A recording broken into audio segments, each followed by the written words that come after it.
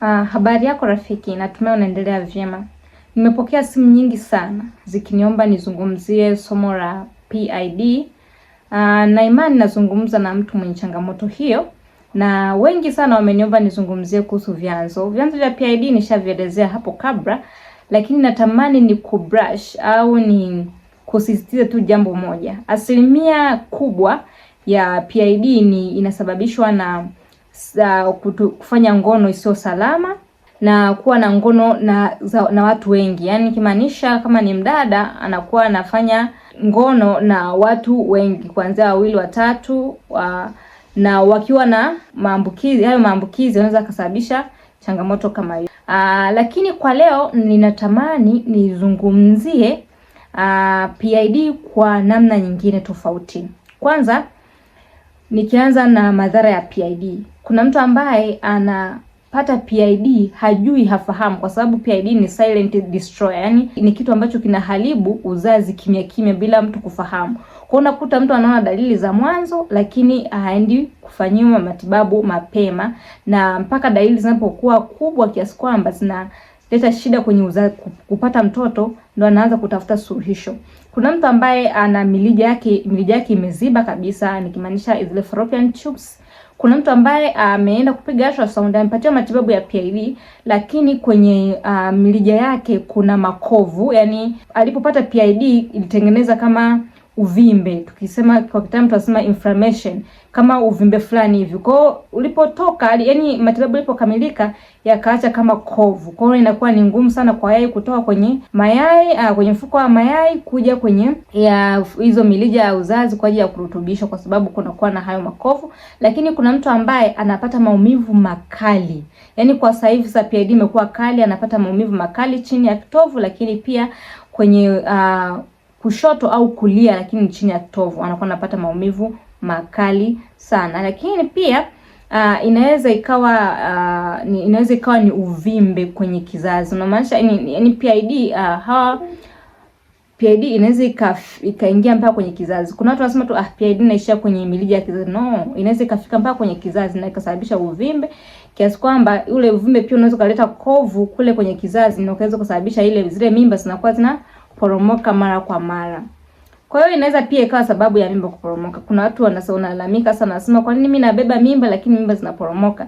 Tukiangalia sababu zingine, akipiga ultrasound kila kitu kiko sawa. Kwa nini? Tukija kwenye swala la hormone, tunaweza kuona kwamba hormone inaweza ikawa pia ni changamoto. Kwa hiyo makovu pia ambayo yanatokana na PID yanaweza kuwa ni changamoto kwako kutokushika ujauzito.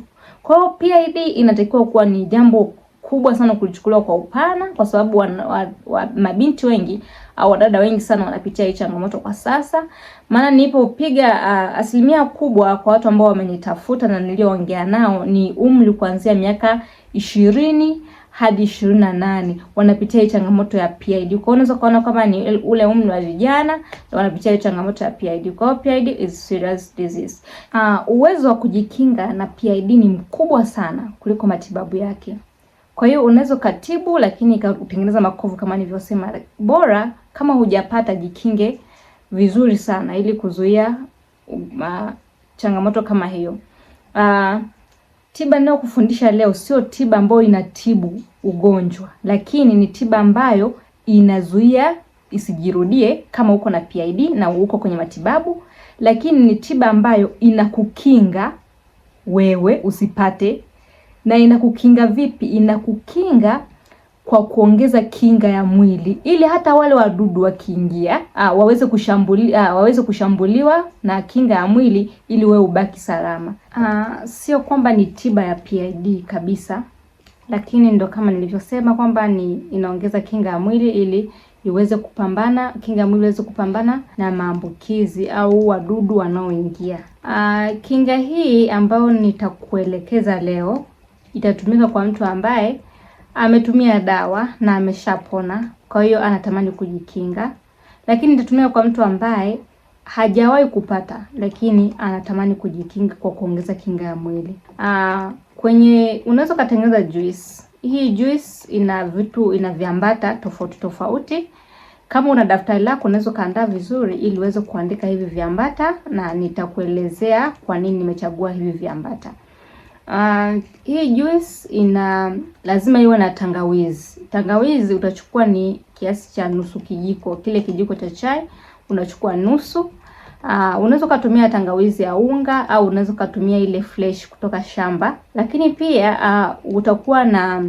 utakuwa na mdarasini. Mdarasini na yenyewe unachukua nusu kijiko. Kutakuwa na binzari manjano, na hisi watu wanaielewa. Kuna watu huwa wanauza sana binzari manjano likoje? Hii ndo nini? Sifikiri kama kuna mtu kabisa hafahamu binzari manjano. Labda tu ni jina, kwamba jina ni geni au labda hajawahi kulisikia, lakini binzari manjano ni nzuri sana kwa ajili ya kuongeza kinga ya mwili. Kwa hiyo unaweza kuchukua nusu kijiko ya binzari manjano. Lakini pia inahitaji kuwe na limao. Limao iwe ni fresh inaweza kuwa fresh from shamba, lakini sitamani sana utumie limao ya unga. Unaweza kutumia ile limao ambayo ni fresh from shamba, ukaikata, ukatoa ile maji yake, ukajaza 2 glass mbili za yale maji yake ya limao. Au kama unaweza, kwa sometimes mtu anakuambia 2 glasses siwezi kujaza kwa sababu limao za sasa hivi hazina maji, unaweza kutumia 1 glass ikajaa ya limao. Lakini pia ukawa na maji nusu lita, iwe ni viambata. Kama andika vizuri kabisa, nusu lita ya maji safi. Lakini pia kuna vitunguu swaumu na vitunguu maji. Natamani sana utumie hivi vitunguu maji na vitunguu swaumu ni fresh from shamba. Unajua sasa hivi kuna vitu vingi sana ambavyo tunatumia sijui vya unga, iwe pilipili iwe ni kitunguu swaumu cha unga, maji vya unga, sijui vilivyo. Sipendi hivyo. Hivyo sio vizuri. Kwa unaweza kutumia zile ambazo ni fresh from shamba. Kama ni vitunguu swaumu, menya vitunguu swaumu vyako, zile punje, ponda vizuri, visage safi, viwe laini. Lakini pia unaweza kuchukua vitunguu maji unavikatakata kama vilivyo.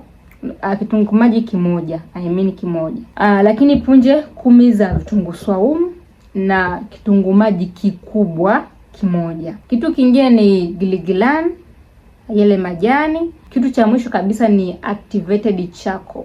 Kama kuna mtu alishawahi kuisikia, anajiuliza activated charcoal ni nini? Hii ni pia ni aina ya dawa ambayo inaweza ikasaidia kuongeza kinga ya mwili. Kwa hiyo hivyo viambata vyote nilivyovitaja, unafanya nini? Unavichemsha, unaviweka sehemu moja, unavichemsha, isipokuwa activated charcoal. Hivi vingine vyote unavichemsha vizuri ndani ya dakika 15. Vitakuwa vimekaa vizuri. Unachuja, unakuwa unakunywa nusu glass, asubuhi nusu na jioni nusu. Vinakuwa ni 1 kwa muda wa siku 7. Baada ya siku 7 una stop. Kwa hiyo hii itakusaidia wewe kuwa unaongeza kinga ya mwili. Nimesema kwa muda wa siku 7 una stop, sio kwamba ndo unaacha mpaka tena ugonjwa utakapojitokeza au utakapoona dalili. No, una stop within 7 days. Unajua magonjwa ni mengi sana ambayo yanaweza kashusha kinga ya mwili. Kwa hiyo unatakiwa tena utumie, unapitia siku 7, unatumia tena siku 7 zile zingine zinazofuata.